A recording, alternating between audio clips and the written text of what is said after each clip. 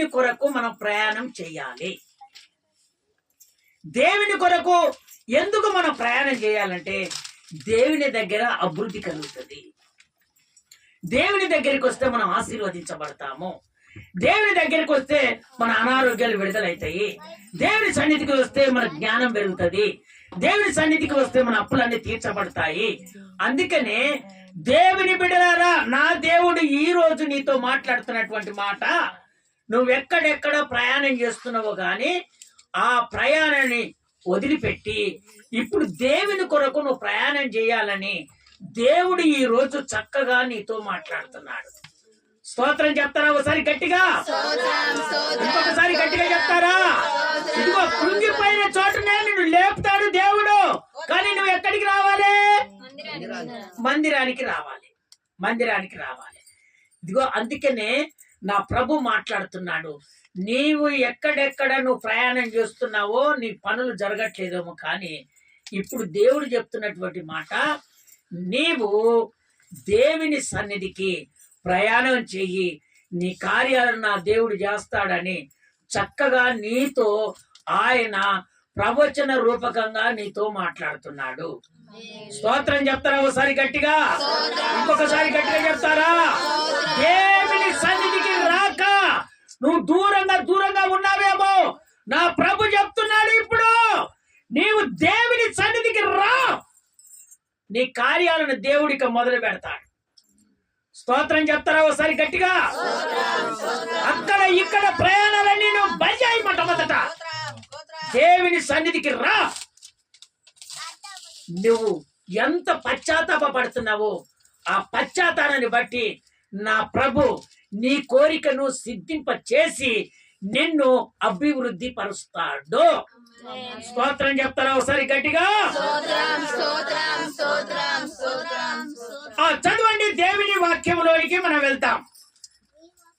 కీర్తనల పుస్తకము 84వ కీర్తన 7వ వచనం. 84:7 కీర్తనల పుస్తకం. వారు నానాటికి బలాభివృద్ధి నొందుచు ప్రయాణము చేస్తాను. వారిలో ప్రతి వారును సియోనులో దేవుడి సన్నిధిని కనబడును. దేవుని సన్నిధిలో వాళ్ళు ఖచ్చితంగా కనపడతారు. స్తోత్రం చెప్తారా? ఒకసారి గట్టిగా. సియోను అనగా ఆయన ఉన్నతమైన స్థానము. ఈ భూమి మీద సియోను అనగా ఏంటిది? దేవుని మందిరం. ఒకసారి చప్పట్లు కొడతారా? ఒకసారి చప్పట్లు కొడతారా? ఒకసారి చప్పట్లు కొడతావా? ఇదిగో నా ప్రభు చెప్తున్నాడు, వాళ్ళు సియోనుకు బయలుదేరి వస్తారట. ఎందుకు ప్రయాణం చేస్తున్నారు? వాళ్ళు అభివృద్ధి కలగటానికి ప్రయాణం చేస్తున్నారు. బలాభివృద్ధి కలగటానికి ప్రయాణం చేస్తున్నాడు. అందుకనే నా ప్రభు మీతో మాట్లాడుతున్నటువంటి మాట, నీవు అభివృద్ధి పొందాలంటే, అభివృద్ధి పొందాలంటే నువ్వు ఎక్కడికి రావాలంటే దేవుని సన్నిధికి రావాలి. దేవుని సన్నిధికి నువ్వు ఎప్పుడైతే వస్తావో నీ కుటుంబాలను దేవుడు అభివృద్ధి పరచడం మొదలు పెడతాడు. నువ్వు దేవుని సన్నిధికి రాక ఇంటి దగ్గర పశ్చాత్తాపడి ఇంటి దగ్గర కన్నులెత్తి ప్రార్థన చేస్తే నీకు మేలు దొరకదు. దేవుడు చెప్తున్నటువంటి మాటలు. కొంతమంది ఆ విధంగా ఉంటారు, కానీ నా ప్రభు చెప్తున్నాడు అక్కడ కాదు. నువ్వు ప్రయాణము దేవుని కొరకు ప్రయాణం చెయ్యి, నిన్ను దేవుడు బలాభివృద్ధి పరుస్తాడు. వాళ్ళు సియోనులో ఏమంటున్నాడు? వాళ్ళు సియోనులో దేవుని సన్నిధిలో వాళ్ళు ఖచ్చితంగా కనపడతారు. కారణం ఏందో తెలుసా? కొంతమంది దేవుని సన్నిధికి అవుపడటానికి కారణం ఏందో తెలుసా? దేవుడు అభివృద్ధి పరుస్తున్నాడు. స్తోత్రం చెప్తారా? ఒకసారి గట్టిగా. కొంతమంది అవుపడకపోవడం కారణం ఏంటంటే వీళ్ళు అభివృద్ధి పడలేకపోతున్నారు. నా ప్రభు చెప్తున్నాడు, నువ్వు అభివృద్ధి కావాలంటే ఇదిగో ఆయన సన్నిధిలో మందిరములో నువ్వు ఖచ్చితంగా నిలబడాలని నా దేవుడు కోరుకుంటున్నాడు. ఈ రోజు నుంచి ఏ సమస్యల చేత నువ్వు బాధపడుతున్నావో ఏది జరగాలని నువ్వు బాధపడుతున్నావో, ఏది జరగట్లేదని నువ్వు బాధపడుతున్నావో, నా ప్రభు చెప్తున్నాడు, నీ ప్రయాణము ఇదిగో దేవుని మందిరంలో నువ్వు ప్రయాణం చెయ్యి, నిన్ను దేవుడు ఆ కార్యాలన్నీ సఫలపరుస్తాడు. స్తోత్రం చెప్తారా ఒకసారి గట్టిగా? ఇంకొకసారి గట్టిగా చెప్తారా? అందుకని నీవు నానాటికి అభివృద్ధిగా ఉండాలంటే నా దేవుడు దేవుని సన్నిధిలో నువ్వు నిలబడాలని నా దేవుడు కోరుకుంటున్నాడు. స్తోత్రం చెప్తారా ఒకసారి గట్టిగా? చదవండి యెషయా పుస్తకము 40వ అధ్యాయము 31వ వచనం. 40:31 యెషయా పుస్తకం. యెహోవా కొరకు ఎదురు చూచువారు నూతన బలము పొందుదురు. ఇంకోటి ఏందో తెలుసా? దేవుని కొరకు మనం ఎదురు చూడాలి. కొంతమంది దేవుని కొరకు ఎదురు చూడరు. వీళ్ళు ఆడంగా ఎవరు వస్తున్నారో ఏమైనా సహాయం చేస్తాడేమో, ఆడంగా ఎవరు వస్తున్నారు ఏదైనా ఇస్తాడేమో, ఎవరంగా ఓమో చెప్పక ఆయన వస్తున్నాడు మళ్ళీ నీకు ఇచ్చేది ఇయ్యడు. ఇవన్నీ కొంతమందికి ఉంటాయి. అందుకనే దేవుడు చెప్తున్నాడు, యెహోవా కొరకు ఎదురు చూచువారు నూతన బలము పొందుదురు. నీ స్థితి ఆ విధంగానే ఉండదు, పాత స్థితి ఉండదు. నూతనమైనటువంటి స్థితిలోనికి దేవుడు నిన్ను తీసుకొని వస్తాడు. వారు పక్షిరాజు వాళ్ళ రెక్కలు వాళ్ళు పక్షురాజు వాళ్ళ రెక్కలు విప్పి పైకి ఎగురుదురు. వాళ్ళు పైకి ఎగురుతారు. అంతే ఉందా? అలయక పరిగెత్తుదురు. సొమ్మసిల్లక వాళ్ళు నడిచిపోతారు. స్తోత్రం చెప్తారా ఒకసారి గట్టిగా? నేనెందుకన్నా ఇంకా ఉన్నదాని స్తోత్రం చెప్తారా ఒకసారి గట్టిగా? ఇంకోటి ఏందంట పక్షిరాజు వలె రెక్కలు ఇప్పుకొని వాళ్ళు పైకి లేస్తారట. ఎందుకు? నూతనమైనటువంటి బలాన్ని దేవుడు వాళ్ళకి ఇస్తున్నాడు. ఎందుకు ఇస్తున్నాడంటే ఆయన దేవుని కొరానికి ఎదురు చూస్తున్నారు. దేవుని సన్నిధికి వచ్చి దేవుని కొరకు ఎదురు చూస్తున్నాడు. ఇదిగో నా దేవుడు ఈ కార్యము ఖచ్చితంగా చేస్తాడు అని వాళ్ళు ఏం చేస్తున్నారంటే దేవుని కొరకు ఎదురు చూస్తున్నారు. మనుషుల కొరకు ఎదురు చూడట్లేదు, వాళ్ళు దేవుని కొరకు ఎదురు చూస్తున్నారు. దేవుని కొరకు ఎదురు చూస్తున్నారు గనక వాళ్ళను నూతన బలములోనికి దేవుడు తీసుకొని వస్తున్నాడు. ఇంకా పక్షిరాజు వలె రెక్కలు ఇప్పుకొని పైకి లేస్తారు. వాళ్ళు సొమ్మసిల్లరట. కొంతమందికి అలసట వచ్చి కింద పడిపోతారు, లేవలేని పరిస్థితుల్లో ఉంటాయి. కొంతమంది అప్పుల బాధలయ్యి, కొంతమంది అనారోగ్యాలయ్యి సొమ్మసిల్లి కింద పడిపోతారు. అయితే నా ప్రభు చెప్తున్నాడు, వాళ్ళంట ఇక దేవుని సన్నిధికి వచ్చి ఆయనతో ఎదురు చూసినప్పుడట వాళ్ళు సొమ్మసిల్లరట. స్తోత్రం చెప్తారా ఒకసారి గట్టిగా? ఇంకొకసారి గట్టిగా చెప్తారా? అందుకనే నా దేవుని బిడ్డలారా, నా దేవుడు చెప్తున్నాడు, ఇదిగో మీరు దేవుని కొరకు ప్రయాణం చెయ్యాలి. దేవుడు ఎక్కడ ఉంటాడు? దేవుని మందిరంలో ఉంటాడు. కనుక మీరు ఎక్కడ ప్రయాణం చేయాలి? దేవుని మందిరానికి వెళ్ళాలి. దేవుని మందిరానికి వెళ్తే దేవుడు ఏం చేస్తానంటున్నాడు? బలాభివృద్ధి కలగజేస్తానంటున్నాడు. బలాభివృద్ధి కలగజేస్తున్నటువంటి దేవునికి మనం ఏ విధంగా ఉండాలంట?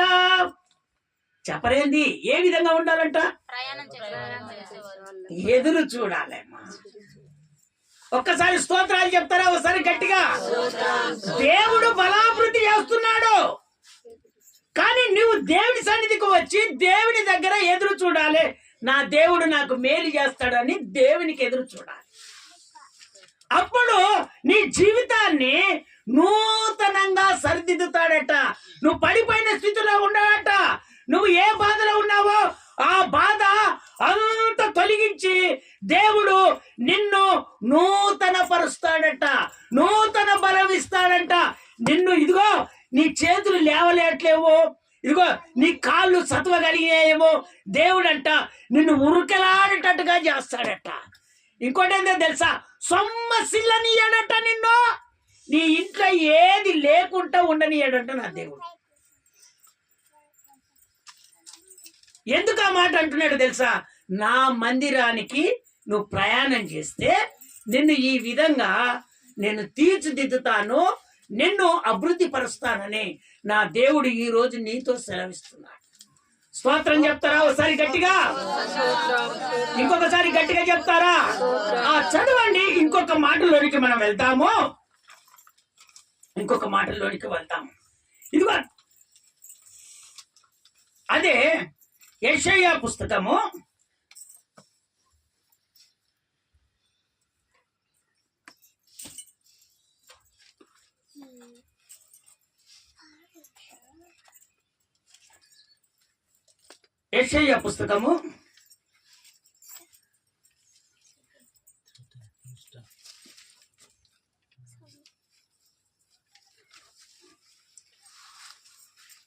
40వ అధ్యాయం 29వ వచనం అనుకుంటున్నాను. 40వ అధ్యాయం 29వ వచనం. సొమ్మసిల్లిన వారికి బలమిచ్చువాడు ఆయనే. ఇగో సొమ్మసిల్లు వారికి బలమిచ్చేవాడు ఈయనే, దేవుడే. శక్తిహీనులకు బలాభివృద్ధి కలుగజేయవాడు ఆయనే. బలాభివృద్ధి కలగజేయవాడు ఆయనే. శక్తిహీనులకు, కొంతమంది శక్తి లేకపోతారు, ఇక నా పని అయిపోయింది అనుకుంటారు. కానీ దేవుని సన్నిధికి వచ్చి కన్నీరు కార్చి ఆయన ఎదురు చూడు, ప్రభువా అందరు నన్ను త్రోసివేశారయ్యా, నేను శక్తిహీనంగా అయిపోయానయ్యా, నా చేతిలో ఏమి లేదయ్యా, అయ్యా నన్ను చూసే వాళ్ళు ఏమి లేరయ్యా అని ఆయన దగ్గరికి వచ్చి నువ్వు ఎదురు చూడు. ఆయనంట నిన్ను ఆయన శక్తిహీనులుగా ఉన్నటువంటి నిన్ను బలాభివృద్ధిగా నిన్ను దేవుడు చేస్తాడంట, బలము కలిగేటట్టుగా దేవుడు చేస్తాడంట, ఉన్నతమైన స్థానానికి దేవుడు నిన్ను ఎదిగిస్తాడంట. నీవు ఎంత శక్తిహీనుడం అయిపోయావో అంత బలాన్ని దేవుడు నిన్ను కలగజేస్తాడంట. స్తోత్రం చెప్తారా ఒకసారి గట్టిగా? ఎందుకంటే కొంతమంది మనుషులు, కొంతమంది ఏం చేస్తారంటే దేవుడు చేసినటువంటి మేలును మైమర్చిపోతారు. మైమర్చిపోయి ఏం చేస్తారంటే దేవుడి సన్నిధికి వెళ్ళినప్పుడు మాకు బాగానే అప్పుడు జరిగింది, ఇప్పుడు సరిగా దేవుడి సన్నిధికి నువ్వు రావట్లేదు కదా, దేవుడు సన్నిధికి నీకు రావట్లేదంటే కారణం ఏంటంటే నీ దగ్గర డబ్బులు ఉన్నాయి, ప్రయాణం ఎక్కడైనా చేయొచ్చు. మరి ఇప్పుడు దేవుడి దగ్గరకు వచ్చి మరి బ్రతిమలాడితే కార్యం జరగదు కదా. వాళ్ళకి ఆల్రెడీ తెలుసు ఈ ఈ ఈ ప్రయాణాలన్నీ ఎప్పుడైతే ఆఫ్ చేసుకుంటారో అప్పుడు దేవుడు చేస్తాడు తెలుసు. కానీ డబ్బులు ఉన్నాయి కదా, ఏం చేస్తారు అమ్మా? మర్చిపోతారు దేవుని. అందుకనే శక్తిహీనులుగా మారిపోతున్నారంటే కారణం ఏందో తెలుసా? అది డబ్బు. నీకు దేవుడు ఆశీర్వదించాడు కనుక దాన్ని దృష్టిలో పెట్టుకొని దేవునికి దూరం అయిపోయావు. అందుకని నా ప్రభు అంటున్నాడు, ఆయన కొరకు ఎదురు చూసే నీవు శక్తిహీనుడుగా ఉండి నిన్ను అందరు ఎగతాళి చేశారు, నీ దగ్గర ఏం లేదు, ఇంక నువ్వు పనులు చేయలేవు, నీ పని అయిపోయింది అని ఎంతమంది ఎగతాళి చేస్తారో వాళ్ళ మధ్యలోనే నా దేవుడు ఇదిగో ఆ శక్తిహీనత తీసివేసి నిన్ను ఆ చోటునే లేవనెత్తుతాడంట నా దేవుడు. స్తోత్రం చెప్తారా ఒకసారి గట్టిగా? అదే చోటున కొంతమంది ఏం చేస్తారంటే ఎంత శక్తిహీనంగా అయిపోయినా కూడా యేసయ్యను వదిలిపెట్టారండి. నేను డాక్టర్ దగ్గర పోను, ఏ ప్రయాణం చేయడు, నా దేవుడే చేస్తాడు, నేను చచ్చిపోయినా ఒకటే, నేను ఎటన పోని నా ప్రాణం పోయినా ఒకటే, నేను దేవుని దగ్గర పడి ఉంటా అని అనే వాళ్ళని దేవుడు ఏం చేస్తాడో తెలుసా? వెంటనే వాళ్ళని లేపి స్వస్థపరుస్తాడు. ఆ శక్తిహీనత తీసివేసి ఇదిగో భక్తి కలిగేటట్టుగా దేవుడు చేస్తాడు, బలము కలిగేటట్టుగా దేవుడు చేస్తాడు, కృంగిపోయిన నీ జీవితాన్ని లేవనెత్తేటట్టుగా నా దేవుడు చేస్తాడు. స్తోత్రం చెప్తారా ఒకసారి గట్టిగా? ఇంకొకసారి గట్టిగా చెప్తారా? చదవండి. ఇంకొక మాటలోనికి మనం వచ్చేద్దాము. జకర్యా పుస్తకము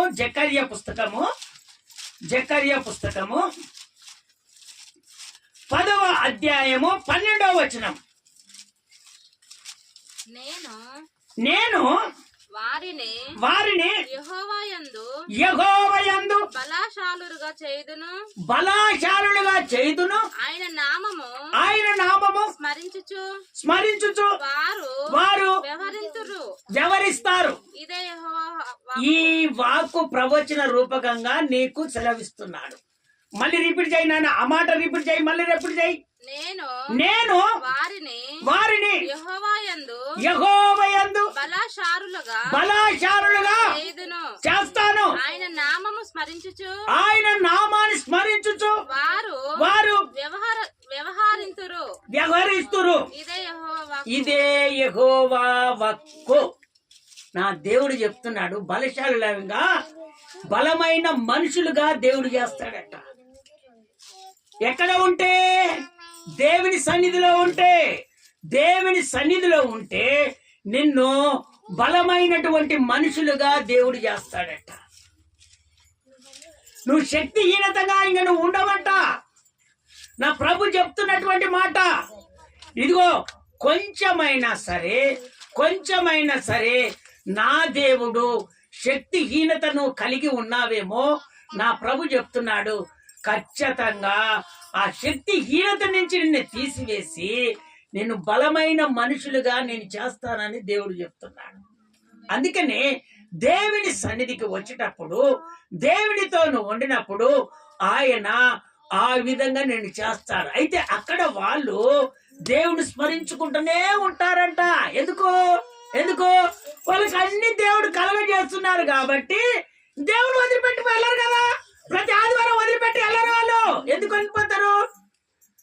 పని ఇయ్యాల కాకుంటే రేపు దొరుకుతుంది. కానీ దేవుని స్మరించుకుంటూ ఉంటే నేను బలమైన మనుషులుగా మేము ఉంటాము. మా కుటుంబాలు ఏది కూడా లోటు ఉండదు. మా కుటుంబంలో దేవుడు అన్ని కలగజేస్తాడని వాళ్ళు దేవుని స్మరించుకుంటూనే ఉంటారు. స్తోత్రం చెప్తారా ఒకసారి గట్టిగా? కొంతమంది ఏం చేస్తారో తెలుసా? 1 నెల 2 నెలలు మంచి గాంగనే పనులకు వెళ్తూనే ఉంటారు. ఆదివారం కూడా బంద్ చేస్తారు. వాళ్ళని ఆల్రెడీ దేవుడు చూస్తూనే ఉంటాడు. ఒకవేళ పని దొరకకపోతే ఏం చేయాలి? మళ్ళా ఎక్కడో ఒక చోటుకి వెళ్ళాలి. అంతేనా కదా? అందుకనే దేవుని దగ్గర నువ్వు ఎదురు చూడు. నీకు దేవుడు ఖచ్చితంగా ఆ శక్తిహీనతను తీసేసి నిన్ను బలాభివృద్ధి కలగజేస్తాడు. ఇదిగో, బలమైనటువంటి మనుషులుగా, బలమైనటువంటి కుటుంబాలుగా, బలమైనటువంటి జీవితాన్ని దేవుడు నీకు అనుగ్రహించునుగాక. స్తోత్రం చెప్తారా ఒకసారి గట్టిగా? అదే యెషయా పుస్తకం 30వ అధ్యాయంలో 2వ వచనంలో దేవుడు మాట్లాడుతున్నాడు. యెషయా పుస్తకం 30వ అధ్యాయము 2వ వచనంలో దేవుడు మనతో మాట్లాడుతున్నటువంటి మాటలు నాన్న. వారు నా నోటి మాట విచారణ చేయక పరో బలము చేత తమ్ముకు తాము బలపరుచుకొనుటకు ఐగుప్తు నీడలో శరణు జొచ్చుటకు ఐగుప్తునకు ప్రయాణము చేయుదురు. స్తోత్రం చెప్తారా ఒకసారి గట్టిగా? వీళ్ళంతా కొంతమంది దేవుని సన్నిధికి వచ్చినటువంటి వాళ్ళు, అమ్మలక్కల మాట్లాడుకుంటే ఆ మాటలు విన్నటువంటి వాళ్ళంట దేవుని దగ్గరికి వచ్చి విచారణ చేయరట. వీళ్ళు ఎవరి మీద ఆధారపడతారంటే, బలమైనటువంటి మనుషులు ఎక్కడ ఉంటారు, ఎవరి దగ్గరికి వెళ్తే ఏది జరుగుతుందో, ఎవరి దగ్గరికి వెళ్తే ఏమి ఇస్తారు, ఇవన్నీ ఆలోచన చేసుకొని ఉంటారంట. ఈ బలము ఎక్కడి నుంచి వస్తుందంట? ఈ బలము పారో బలం అంట. పారో అంటే ఎవడాడు? సాతానుడు. మనోళ్ళందరూ ఎక్కడికి వెళ్ళారు? దేవుని దగ్గర ఉండి ఆత్మీయతంగా దేవుని దగ్గర ఉండి మంచిగా ప్రార్థన చేసుకొని అభివృద్ధి పడి అన్ని చేస్తే దేవుని వదిలిపెట్టారు. ఇంకా వెళ్తే మేము సుఖంగా బతుకుతాం, ఇంకా వెళ్తే సుఖంగా బతామని ఐగుప్త నీడను ఆశ్రయించారట. సాతాను బంధకంలోనికి పోయాడు. వాడు ఎరేస్తాడు, నిన్ను 4 రోజులు ఏం చేస్తాడు? అన్ని చేస్తాడు. తర్వాత ఏం చేస్తాడు? ఇంక పో అంటాడు. ఇంకా నీ జీవితం ఏం కావాలి? అది అక్కడ జరిగిందంతే. ఇజ్రాయెల్ ప్రజలు వెళ్ళారు, మనం వినుకుంటా వస్తూనే ఉన్నాం. ఆ ఆశ కలిగి వాళ్ళ నీళ్ళను ఆశ్రయించారు. కన్న ఇబ్బందులు పెట్టాడు. ఫస్ట్ పోయినప్పుడు మంచిగానే చూశాడు, తర్వాత ఏం కన్న ఇబ్బందులు పెట్టాడు. అప్పుడు ఏం చేశాడు? దేవునికి మొరబెడితే అప్పుడు అక్కడి నుంచి ఆ ప్రజలను తోడుకొని వచ్చాడు. అందుకనే దేవుని వాక్యం వింటున్నటువంటి మీరు సాతాను ఉచ్చులోనికి వెళ్ళకండి, సాతాను బలంలోనికి వెళ్ళకండి, సాతాను బంధకాలు కలిగినటువంటి వారి దగ్గరికి మీరు వెళ్ళకండి. మీరు దేవుని ఆశ్రయించండి.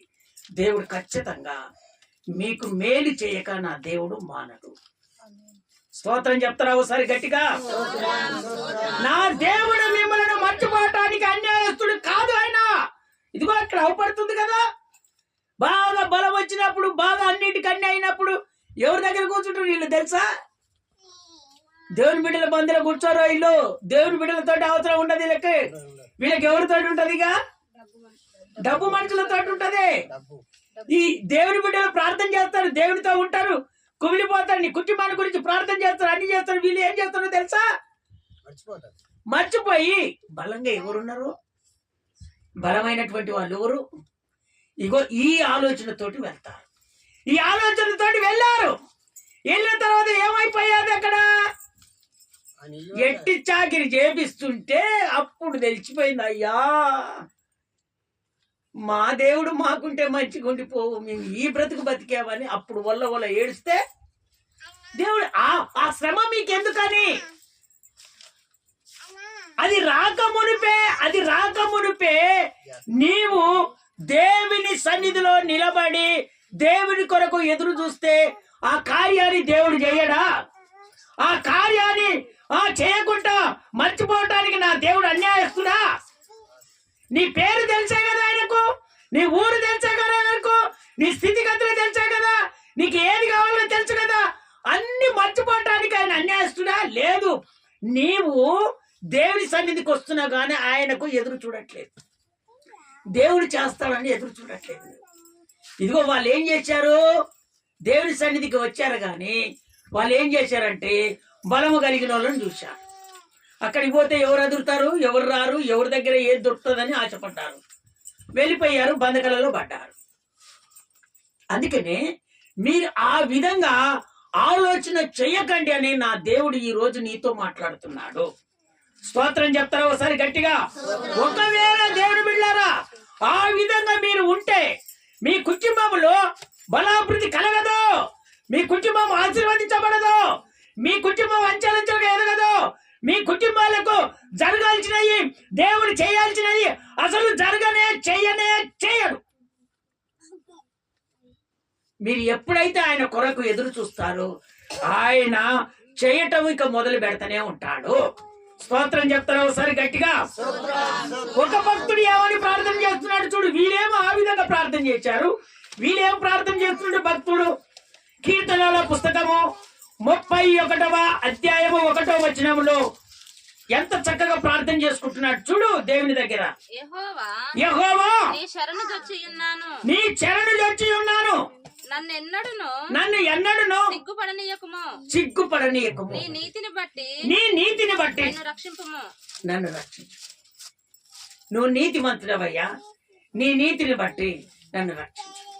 నేను మానవుని గనక నేనేదైనా పాపం చేశానేమో కానీ నువ్వైతే నీతిమంతుడివయ్యా, నేను నీతిమంతుని అంగీకరించి బ్రతికానయ్యా. ఒక్కసారి నేను చెయ్యను, ఒకవేళ పొరపాటు పడ్డదేమో గాని అయ్యా నీ నీతిని బట్టి. మళ్ళీ రిపీట్ చేయమో, ఆ మాట రిపీట్ చేయండి అన్న, రిపీట్ చేయి. ఎంత చక్కగా చెప్తున్నాడు, ప్రార్థన చేస్తున్నాడు. యెహోవా యెహోవా నీ శరణు చొచ్చి ఉన్నాను, నీ చెరను నీ దగ్గరకు వచ్చానయ్యా, నీ చెరను వచ్చి ఉన్నాను, నన్ను ఎన్నడును సిగ్గుపడనీయకుము. నువ్వు సిగ్గుపడనీయచ్చే దేవుడు కాదయ్యా, నన్ను సిగ్గుపడనీయకయ్యా, నీ నీతిని బట్టి నీ నీతిని బట్టి నన్ను రక్షింపుము. ఇగో నన్ను రక్షించు, నీ నీతిని బట్టి నన్ను రక్షించు అని ఎప్పుడైతే దావీదు ప్రార్థన చేశాడో అన్నలకు కూడా ఆ యుద్ధము జరగనటువంటిది, అన్నల ముందల్నే ఏదిరిచిన అన్నల ముందల్నే నా దేవుడు ఒక బల యుద్ధశాలిగా చేసేసి అక్కడ ఉన్నటువంటి శత్రువుని ఏటికే సంపించాడు దేవుడు. స్తోత్రం చెప్తారా ఒకసారి గట్టిగా? ఇంకొకసారి గట్టిగా చెప్తారా? అందరి ముందలే అన్నలు చూస్తుండగానే వాళ్ళు చేయలేని పని అక్కడ పట్టణస్తులు ఆ దేశములు చేయలేనటువంటి పని నా దేవుడు ఆ దావీదుతో ఆ పని చేపించాడు. ఎందుకు దావీదుతో ఆ పని చేపించాడంటే దేవునికి ఆయన ఇదిగో స్మరించుకుంటున్నాడు, అయ్యా నీవు తప్ప నన్ను ఎవరు తీర్చలేడయ్యా, నా బాధలు ఎవరు తీర్చలేడయ్యా, నీవు మాత్రమే రక్షించడానికి నువ్వు శక్తివంతుడవు, నన్ను ఎక్కడ ఉన్నా కూడా నాకు విజయాన్ని కలగజేసేది నీవే అని ఆయన నిన్ను ఎప్పుడు స్మరించుకుంటూనే ఉంటాను, నీకెప్పుడు నేను ప్రార్థన చేసుకుంటూనే ఉంటాను, నేను ఎప్పుడు ఏ పనికి వెళ్ళినా నేను స్మరించుకుంటాను, నేను ఎక్కడికి వెళ్ళినా నీతోటే ఉంటాను, నిన్ను మాత్రం మర్చిపోనయ్యా, నీ నీతిని బట్టి అయ్యా నన్ను రక్షించువా అని ప్రార్థన చేశాడు. ఆ ప్రార్థనను బట్టి దేవుడు అతనిని అన్నల ఎదుటనే వాళ్ళ తలలు కింద పడేటట్టుగా, ఆ దేశంలో ఉన్నటువంటి వాళ్ళ తలలని కింద పడేటట్టుగా ఆ చిన్నవాడిని దేవుడు లేపి ఒక గొల్లియతును చంపించి ఆ దేవుడు దేశాన్నంతా ఆయన స్వాధీనములో చేసుకునేటట్టుగా దేవుడు చేశాడు. స్తోత్రం చెప్తారా ఒకసారి గట్టిగా? ఇంకొకసారి గట్టిగా చెప్తారా? అందుకనే ఆయనను స్మరించుకుంటూ ఉండు, దేవుని మందిరానికి వచ్చి ఖచ్చితంగా నీ కార్యాలను దేవుడు ఖచ్చితంగా చేస్తాడు. స్తోత్రం చెప్తారా ఒకసారి గట్టిగా? ఇంకొకటి ఫిలిప్పీలకు రాసిన పత్రిక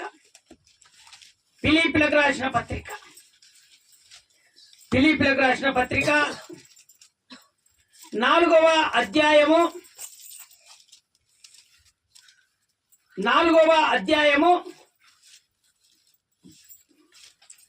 13వ వచనం. నాన్న